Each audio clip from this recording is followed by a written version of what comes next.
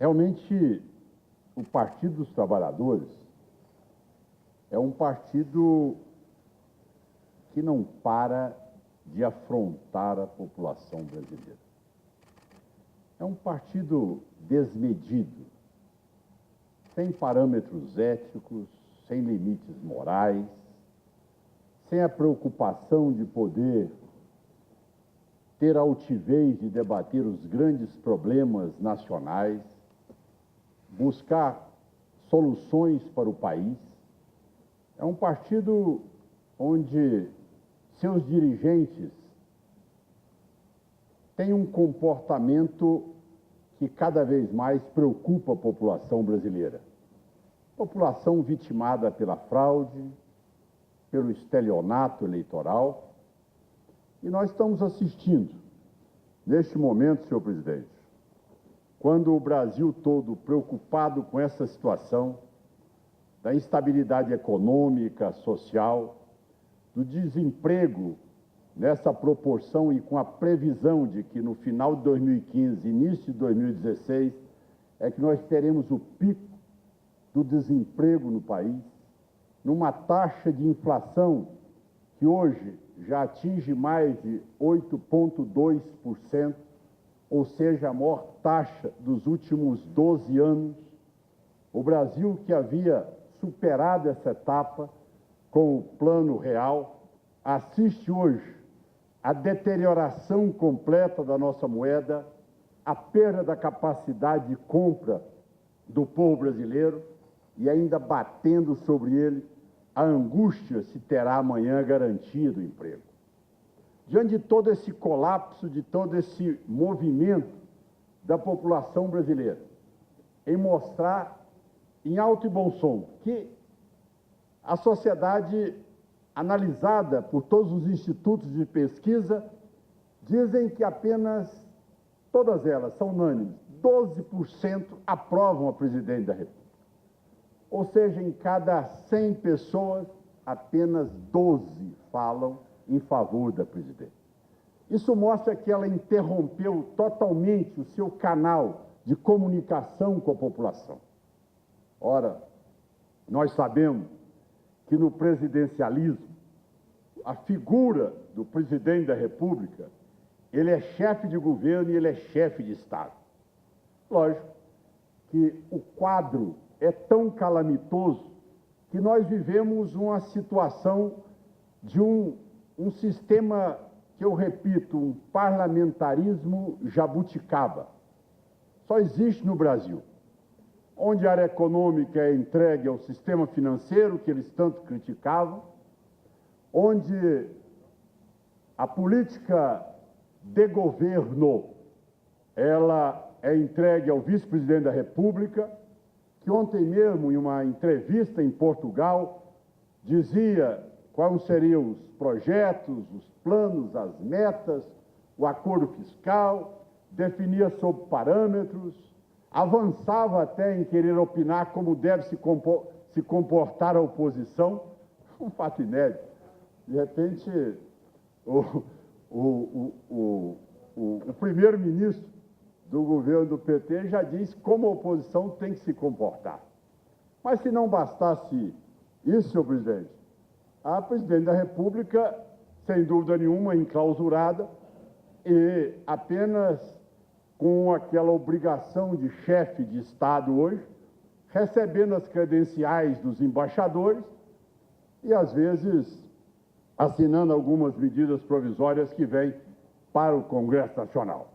Mas, além disso, diante de todo esse quadro, ao invés de nós imaginarmos do PT estar tomado neste momento, numa situação de um gesto de humildade, um gesto de respeito ao sistema democrático brasileiro, com atitudes republicanas que se exige nessa hora, de ter a capacidade de pisar na vaidade e cada vez mais tentar buscar o apoio da população brasileira, o que nós assistimos são exatamente gestos e ações afrontosas, afrontosas como o que nós vimos acontecer no dia 21 de abril, onde o governador do estado de Minas Gerais, Fernando Pimentel, concede ao Stedley uma comenda, que é a mais alta comenda do governo mineiro, que é a honraria de Tiradentes. É uma homenagem criada por Juscelino Kubitschek desde 1952 para poder reconhecer atos e gestos e atitudes tomadas por brasileiros que não só fizeram política e também direcionaram ações ao Estado de Minas Gerais, mas que são reconhecidos no cenário político nacional, na defesa e da melhoria de qualidade de vida de toda a nossa população. Traz um cidadão chamado Stedley. O currículo, todos nós sabemos bem, todos nós já assistimos. Agora há pouco, na Venezuela, fazendo um discurso, conclamava o apoio do povo venezuelano ao atual presidente Maduro, fechava os olhos para toda a truculência existente naquele país, centenas e milhares de pessoas presas, retidas, porque fazem oposição ao governo, outras tantas chacinadas, assassinadas pelos coletivos, que é exatamente o mesmo exército que o Stedley construiu no Brasil, são os coletivos venezuelanos, e eles são utilizados por Maduro para poder assassinar as pessoas que lideram movimentos de realce ou de resgatar a democracia ou a liberdade de imprensa naquele país e a liberdade de vários líderes políticos que estão retidos e presos sem que as pessoas tomem, principalmente os governos como o governo brasileiro e outros da América Latina, reajam a essa truculência que está sendo praticada por esse tirano Maduro. E ele lá, ao concluir o seu discurso, dizia: as forças opositoras ao governo estão tentando golpear e aplicar o afastamento da presidente ou poder promover o impeachment da presidente. Senhor presidente, eu vou repetir aqui aos petistas: afastamento da presidente e impeachment não é golpe. Tendo o fato determinado, como nós estamos assistindo aí, com todos esses empréstimos irregulares que ela estava desautorizada a fazer para maquiar o seu balanço fiscal e muitas vezes manter a população enganada ou iludida com seus programas sociais, em que, na verdade, ela não os cumpre e não os paga, transferindo para o Banco do Brasil, para a Caixa Econômica Federal, ela já praticou, sim, o crime de responsabilidade. Isso é uma realidade. Tanto é que eles falam: mas foi no mandato anterior. Ela não quitou os 40,2 bilhões de reais. Ou seja, é crime continuado. Vem desde a gestão anterior e se prolonga pela atual gestão. Mas, neste momento, o Stedley noticia que, caso o Congresso Nacional optasse por essa posição de abrir o processo, autorizar a abertura do processo e o Senado poder julgar a presidente da República, ele convocava as forças da América Latina para invadir o Brasil. O que nós assistimos foi esse cidadão fomentar a invasão de várias áreas produtivas do país, porque ele não concorda com o tamanho da propriedade, mesmo ela sendo produtiva.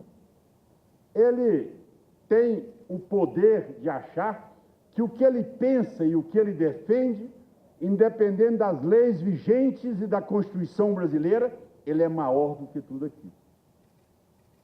Ele está acima do Supremo, da Constituição brasileira, e ele se acha no direito de mandar as mulheres invadirem as áreas de pesquisa, destruírem toda aquela estrutura ali montada, desenvolvendo tecnologias para podermos avançar na produtividade, na lucratividade, na melhor condição de nós brasileiros atendermos a demanda não só do nosso país, mas também da população mundial que hoje carece de alimentos.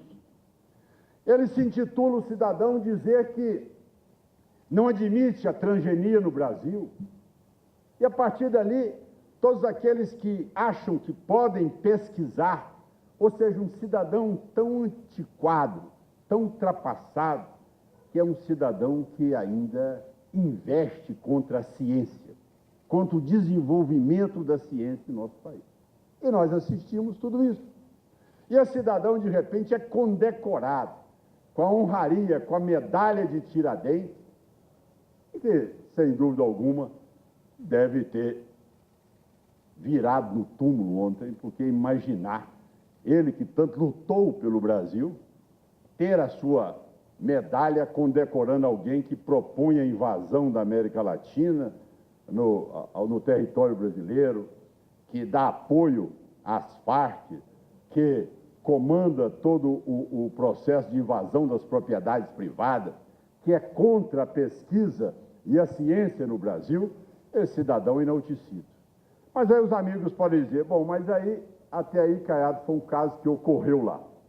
Mas não, senhor presidente. Agora, nós estamos assistindo isso que vai ocorrer em Salvador, no dia 11 a 13 de junho de 2015. Partido dos Trabalhadores, o 5º Congresso Nacional, caderno de teses, um partido para tempo de guerra. Senhor presidente, um partido para tempos de guerra. É lógico que tem outras cartilhas também que serão aqui discutidas neste congresso que eles vão fazer. Só para os colegas parlamentares e as colegas parlamentares terem uma ideia, só de alguns pontos, não quero cansá-los, sei que Vossa Excelência está sendo complacente com o tempo, mas não vou abusar, senhor presidente.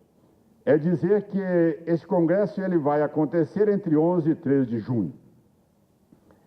E ele propõe, entre os temas que eles vão discutir, demitir os ministros capitalistas, romper com os partidos do capital, construir um governo apoiado nas organizações populares, na CUT, no MST, entre outras. Mas, senhor presidente, eles são governo há 12 anos. Há 12 anos eles são governo. De repente, eles propõem isto aqui para ser a solução do Brasil? Ou é um projeto pessoal bolivariano do PT que quer exatamente agora, sim, usou a democracia para destruí-la? Eles chegaram ao poder e agora querem usar da prerrogativa do poder para destruir toda a estrutura com que eles galgaram para chegar até lá. Ou seja, uma tese bem de Antônio Gramsci, que eles são discípulos preparados para poder exercitar toda a sua teoria.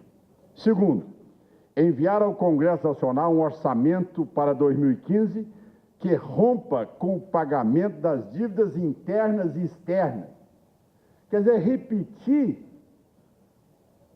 a presidente Kirchner, quer dizer, um método tão ultrapassado, rejeitado, sem a menor capacidade hoje, no mundo globalizado, de sensibilizar quem quer que seja, a não ser alguns obturados mentais. Mas eles continuam. Estatizar a Rede Globo e que a concessão pública, que é concessão pública, e abri-la para os movimentos sociais. É o que nós vimos na Venezuela e na Argentina. cessar imediatamente qualquer perseguição policial, judicial, repressão e criminalização dos movimentos sociais. O PT quer criar uma casta, a casta dos MST, da CUT, e o Stedley, que já foi nomeado pelo ex-presidente Lula como general, é o comandante desse exército, que o nosso exército, o povo brasileiro, é o exército de Duque de Caxias. O exército do PT é o exército do Stedley, é o exército do MST. O nosso é o exército brasileiro, é o exército de Duque de Caxias. E ele realmente quer fazer com que essas pessoas, chamados coletivos do MST, podem fazer o que eles quiserem no Brasil e que sobre eles não pode recair nenhuma penalidade. Eles são imunes a qualquer, eles são inimputáveis. Eles podem fazer tudo e que sobre eles não recai nada. Para completar, senhor presidente, implementar uma política de comunicação do campo democrático e popular, iniciando pela construção de uma agência de notícias articulada a mídias digitais, entre parênteses, inclusive rádio e TV web, com ação permanente nas redes sociais, que sirva de retaguarda e de instrumento do campo democrático popular na batalha de ideias. Restatização das empresas e serviços públicos privatizados.